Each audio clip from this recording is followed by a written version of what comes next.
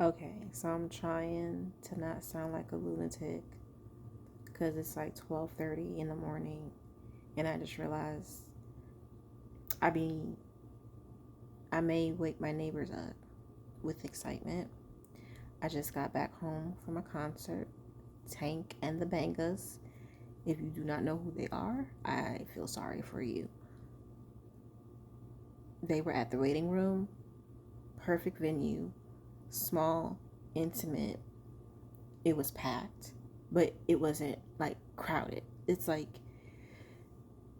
I had bought the tickets the minute I've been following them since they've been on tour to know when they would tour. I knew they were going to be in Lincoln. I knew they were in Lincoln last year for Lincoln Calling Festival, and I'm just like I just need them to be somewhere close enough to I can travel. The minute I saw Omaha on the venue, I was just waiting tickets. The minute the tickets went on sale, I bought them within like 15 minutes of them being available because I wasn't even playing. Um, I had known of Tank and the Bangers when they did their Tiny Desk. And they did their Tiny Desk before it became popular, before a pandemic. Tiny Desk is on NPR. It's a music segment on NPR. That's where a lot of just, at the time, indie artists, a lot of unknown artists, like really, really, really good talent, would just, NPR would find them and just have them come and perform. And then during the pandemic, it just blew up and took off. But saw their live and then just started following their live performances online. And they are the groups and the musicians and Tank and Jelly, who wasn't there tonight. They're one of those groups and musical groups that they sound better. They already sound phenomenal, and then they sound better in person. I listened to their live performances back to back to back in the process of writing um, Garden My Hair. So Garden My Hair is my book. It has its own playlist, but I created another playlist while working on the book, the editing and going through the illustrations and just still doing research until the book was finished. And Tank and the Bangles was there at the top of the artists I listened to regularly on repeat. I would also listen to them when I was gardening too. It just, so to be able to go to this concert, and I told myself, yo, bring a copy of the book, because you're going to feel some type of way if you don't bring a copy of the book and you have the opportunity to talk to her or any of them. And if you bring a copy of the book and you don't have the opportunity, at least you had a copy with you and at least you enjoyed a good concert. Let me tell you, concert was phenomenal. Everything was phenomenal. The opening acts were phenomenal. Rosario and then McKinley Dixon.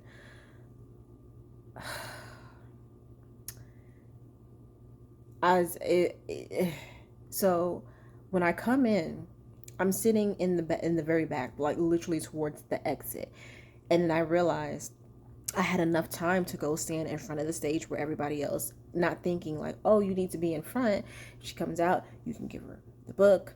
But I just would think that's weird. Like everybody's giving her these little gifts, and how would I look like giving her a big old book, while she's performing? That's no. So I'm just thinking, okay, I'm just gonna enjoy the concert. Concert's over. People are always waiting for encore. They've been touring since the beginning of March, literally every day. And it's they need they gotta be exhausted. The performance they put on, I know they get a high off of it, but you're touring. I know there's a level of exhaustion. I start seeing band members coming out. I waited long enough. Everybody else was leaving. I stood and just kind of waited and hovered because I'm just like, there's too many people still hovering at the stage, and then it started dwindling and dwindling. More band members are coming out, dismantling their equipment, and all throughout the concert, she had on this little reddish orange uh, baseball cap. Let me tell you, I don't even know how many seconds it took me to get up to that stage when I saw that little hat come out from the corner. There's like 5 people up there, and she's just talking to them and signing stuff. And so all these people had left not knowing that she was going to come out, and almost low key, I wouldn't blame her if she waited to see how many people left before she came back out. man, I realized all of a sudden I'm like the next person. And she's like, hey. And I'm like, I don't even want anything from you. I just want to give you, like, your presence here is gift enough. I wrote this book. Your music got me through writing this book, and this is for you. And she's like looking at it and she's like, this is gorgeous. And I am like, oh my. So, and we took pictures and she was being her just wonderful self. I'm done for the year. I am absolutely done.